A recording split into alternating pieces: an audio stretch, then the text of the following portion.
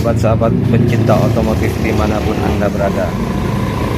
Selamat datang bersama kembali di channel Razik Channel ya teman-teman. Pada kali ini saya ingin bercerita sedikit tentang motor Vario 125. Oke teman-teman, motor ini sekarang sedang dalam proses pergantian blok baru ya. Teman-teman perhatikan mereknya NPP. Ini kenapa teman-teman sampai ganti blok? Saya sedikit akan bercerita kronologi dari pemilik motor ini,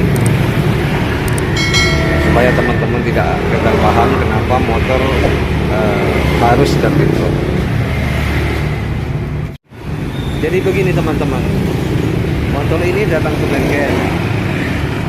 bengkel, pemiliknya bilang kalau air radiatornya sekali dipakai langsung habis. Air radiatornya, dan indikator ECT-nya menyala terus ya teman-teman.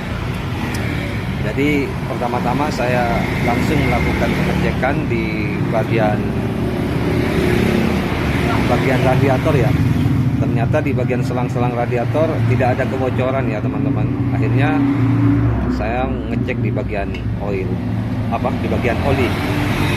ternyata di bagian oli ini sudah bercampur air ya. Di bagian oli kita cek di bagian sini kemarin itu sudah bercampuran oli. Dan setelah saya coba nyalakan motor, ternyata ketika motor dinyalakan kelihatan di bagian tabung air radiator meledak ya teman-teman. Jadi kompresi itu masuk ke dalam air, ke dalam tabung radiator. Jadi kompresi nembak ke tabung air radiator. Akhirnya setelah kita melakukan pembongkaran mesin, dapat teman-teman perhatikan, ternyata pistonnya sudah begini ya. Sudah apa ini namanya Pak? Sudah pecah, di bagian sini sudah pecah, dan di bagian bloknya begini ya. Ini udah nggak bisa dipakai. Jadi udah hancur karena kemasukan air radiator. Jadi airnya itu nyebrang dari blok ya, nyebrang dan masuk bercampur ke dalam mesin. Karena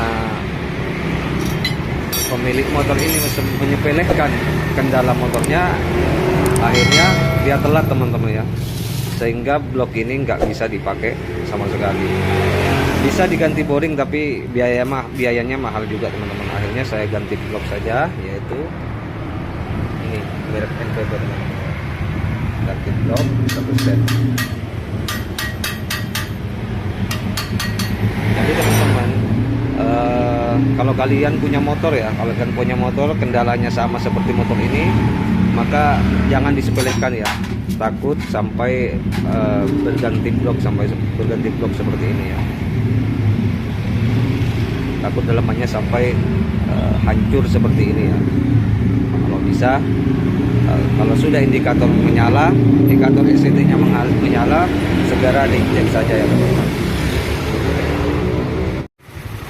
Oke guys, kita langsung unboxing ya guys ya. Sudah ganti blok sudah baru, NPP punya guys. Kita lihat di bagian radiator sekarang masih meledak atau enggak ya guys ya. Oke guys, ini sudah setengah jam dinyalain ya guys ya. Sudah setengah jam dinyalain. Ternyata di bagian radiator juga aman guys, mantap.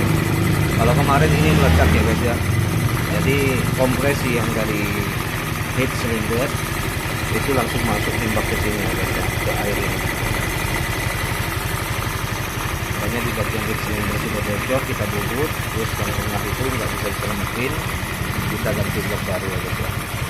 Oke guys, sampai di sini dulu, ketemu lagi di video berikutnya. Jangan lupa di like, komen, dan subscribe.